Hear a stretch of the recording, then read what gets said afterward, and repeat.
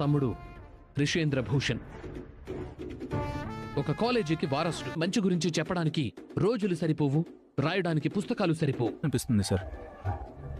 ఇప్పుడు అతను ఎక్కడున్నాడు సార్? ప్రేమని మాకు దూరం చేయాలనుకున్నాడో ఏమో తెలియదు కానీ నా తమ్ముణ్ణి తన దగ్గరికి తీసుకెళ్లిపోయాడు. తను చనిపోయాడు కాబట్టే షిప్ నీతో నాకు పని పడింది. నేనేం చేయ నేను రంగాను సార్. ఒకరిలా నటించడం ఏంటి? ఎంతో మంది స్టూడెంట్స్ రిషి కోసం ఎదురుచూ నేనంతా దుఃఖంలో కూరుకుపోయినా నువ్వెప్పుడు రిషిలా మా ఇంటికి వస్తే స్టూడెంట్స్కి, నువ్విప్పుడు అక్కడికి వస్తే వాళ్ళు నీకు ఎమిడి బాధ్యతలు అప్పచెప్పు. విద్య మీద పట్టు ఉండాలి. అవన్నీ నాకు లేవు సార్. నువ్వు రిషిలా మా కాలేజీకి వచ్చి అక్కడున్న వాళ్లతో నాకు ఆ పదవి మీద అసలు ఇంట్రెస్టే లేదు. కేవలం కాలేజీని కాపాడడం కోసమే ఆ పదవి చేపడది. ఒక కాలేజీ భవిష్యత్తు, స్టూడెంట్స్ భవిష్యత్తు, ఒక తండ్రి జీవితం నీ చేతుల్లో ఉందని అక్షరాల ₹1,00,00,000 ఇస్తాం. నీ జీవితంలో చూసుండవు. అదే నువ్వు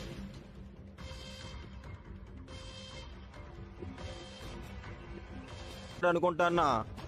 నేను అలా చేయను సార్. డబ్బుతో ఈ రంగాన్ని కొనలేరు. ఇలా అనుకోవద్దు రంగా, మనం నిజం మాత్రమే దాస్తున్నాం. వద్దురా, వాడు పోయి పోయి అంతేకాకుండా మీ నాన్నమ్మకి ఆపరేషన్ కూడా చేయించాలి కదా, అందుకు డబ్బు కావాలి కదా. నాకు ఫోన్ చేసి నీ నిర్ణయం ఏంటో చెప్పు.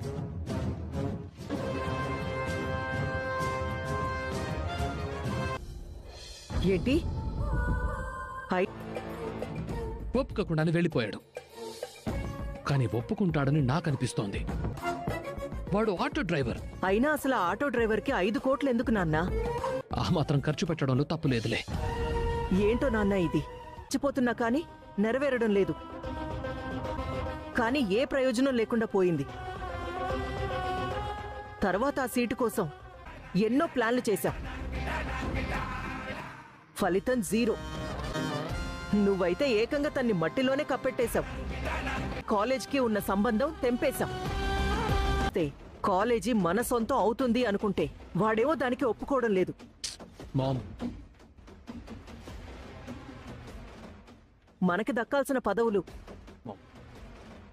మన ప్లాన్ సక్సెస్ అవుతుంది. తర్వాత చాలా జాగ్రత్తగా ఆలోచించి నువ్వు చూస్తూ ఉండు మామ్. వాడే నాకు కాల్ చేస్తాడు.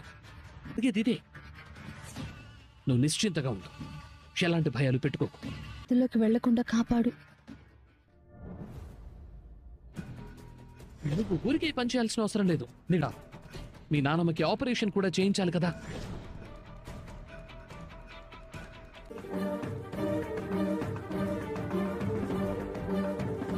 కోపం వస్తుంది.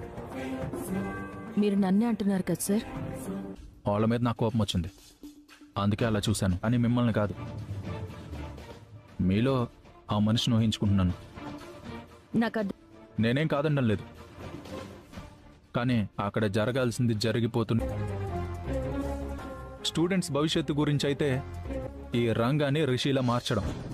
ఎందుకు సార్ అలా అర్థంగా ఆలోచిస్తున్నారో చెప్తున్నాను. నాది స్వార్థం కాదు సార్.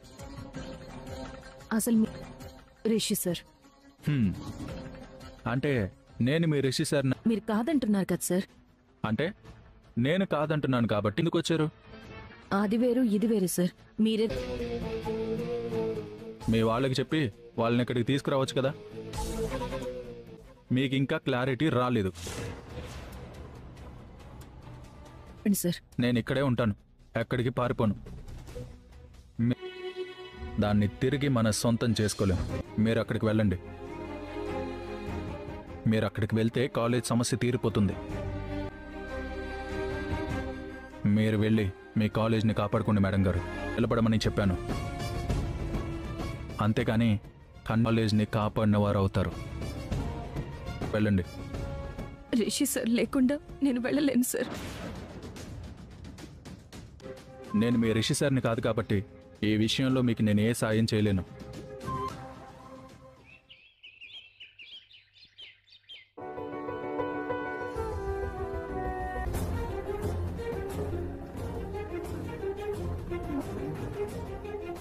పడిపోయి ఉంటుందా?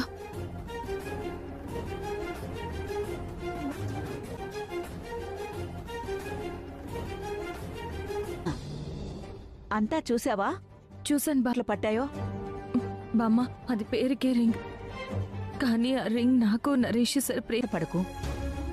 ఆ రింగ్ తీసి ఎక్కడైనా పక్కన పెట్టావేమో, ఒకసారి గుర్తు తెచ్చుకో. ప్రతి క్షణం నా వేలికే ఉంటుంది. మాట్లాడుతున్నావు? బామ్మ, ఇంతకీ రిషి సార్ ఎక్కడా? రాత్రి పని మీద బయటికి వెళుతున్నానని చెప్పి సార్ అడగలేదా ఎక్కడికి వెళ్తున్నావు ఏంటో అని? అడిగానమ్మా, కానీ వాడు చెప్పలేదు. నీ గట్టిగా అడగలేను. రిషి సార్ ఎక్కడికి వెళ్ళుంటారు? ఆ మనోడు రంగా మంచికి మంచంలా గర్జించి వాళ్ళ గుండెల్లో గుబులు పెట్టిస్తాడు.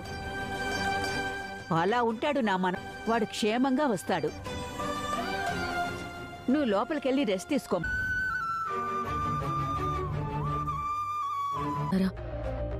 ఎందుకు? నా తీసుకో.